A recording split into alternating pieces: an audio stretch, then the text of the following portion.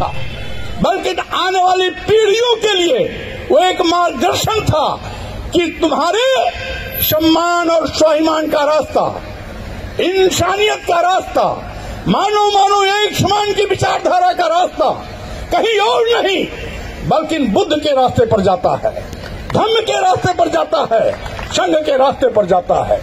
इसलिए साथियों मैं कहना चाहता हूं, आज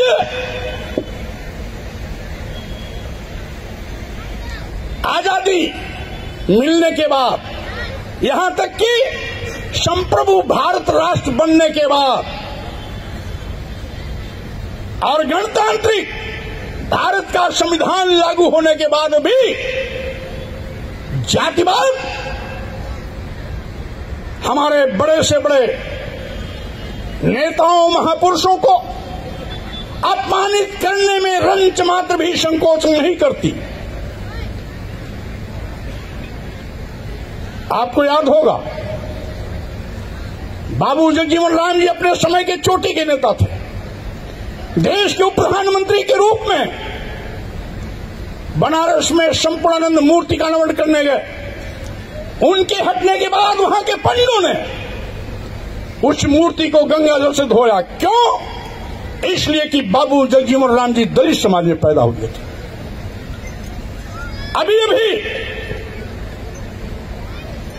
कुछ महीने पहले हमारे देश के प्रथम नागरिक राष्ट्रपति के रूप में महामहिम रामनाथ कोविंद जी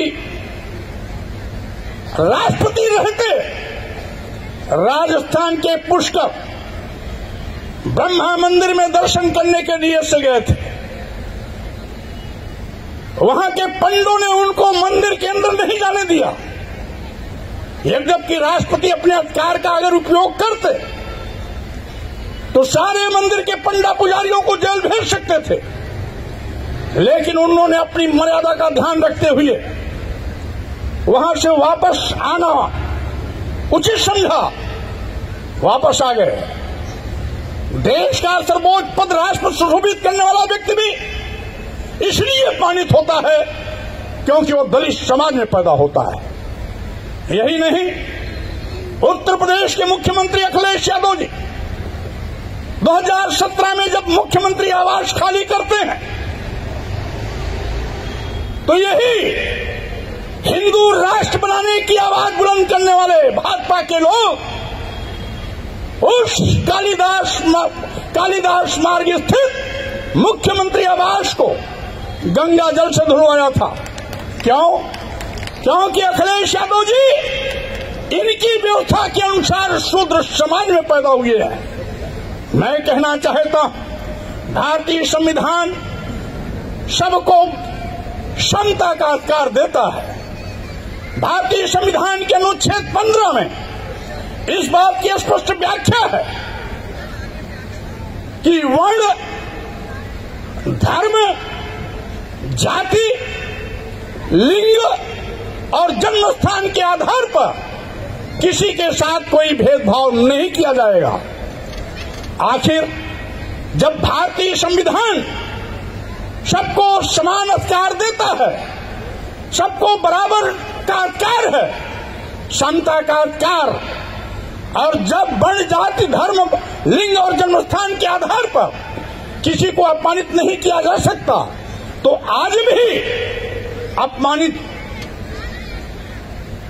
हमारे महापुरुषों को क्यों होना पड़ता है, नेताओं को क्यों होना पड़ता है?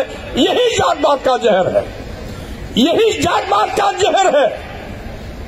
और जब भारतीय संविधान के निर्देशों के क्रम में हमने आवाज उठाई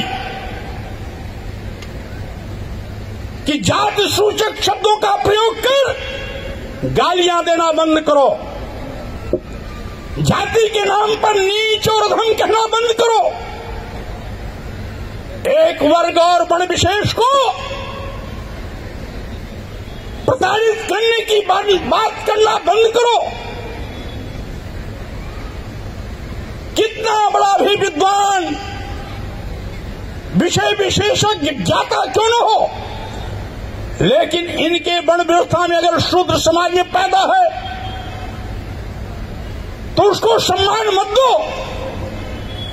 और अगर इनके तथाकथित उस ब्राह्मण व्यवस्था के पहले पायदान अगर ब्राह्मण व्यवस्था में पैदा हुआ तो कितना भी शील गुणहीन क्यों न हो, यानी चोर हो, लंपट हो, व्यभिचारी हो, दुराचारी हो, देशद्रोही हो, फिर भी उसका सम्मान करो क्योंकि वो ब्राह्मण समाज में पैदा हुआ है। क्या यही तुलसी बाबा का न्याय है? मैं कहना चाहता हूं, इसीलिए मैंने कहा गाली देना धर्म का हिस्सा नहीं है। किसी भी धर्म का मकसद किसी को अपमानित करना नहीं है। तो मैं कहना चाहता हूं साथियों, आज देश मनुस्मृति से चलेगा या भारतीय संविधान से चलेगा?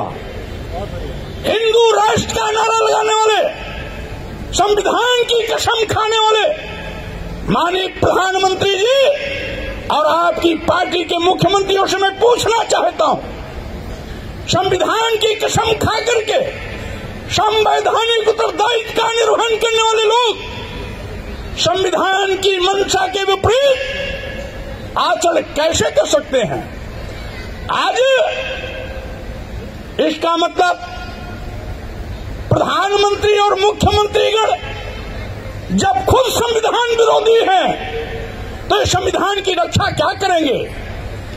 इसलिए ऐसे धोखेबाज जो हिंदू कह करके वोट तो बटोरते हैं लेकिन सम्मान देने के लिए किनारा कसते हैं, नित्य प्रति अपमानित करने की बात करते हैं, संविधान द्वारा दिया गया आरक्षण को अजगर की तरह निगल रहे हैं। आज अनुसूचित जात, अनुसूचित जनजात और पिछड़ों के आरक्षण पर डकैती डाल रहे हैं, भारतीय संविधान की मान्यताओं को तोड़ रहे हैं। भारतीय संविधान जिन सरकारी संस्थानों में सरकारी नौकरियां देने की बात करती है उन सरकारी विभागों को अपने चहेते उद्योगपतियों के हाथों बेच रहे हैं। इसलिए आइए हम संकल्प लें कि आज हम भगवान बुद्ध के विचारों पर चलते हुए अपने सम्मान और स्वाभिमान की रक्षा करें, देश की रक्षा करें, संविधान की रक्षा करें और साथ ही साथ आज गर्व से कहना है संविधान बचाना है तो भाजपा को हटाना है, इस नारे के साथ आगे बढ़ना होगा। आज देश को बचाना है, देश को बचाना है तो भाजपा को हटाना है, संविधान को बचाना है तो भाजपा को हटाना है। इन्हीं शब्दों के साथ मैं आप सबको बहुत बहुत धन्यवाद देते हुए अपनी बात पर विराम देता हूँ। जय भीम, जय भारत, नमो बुद्धाय।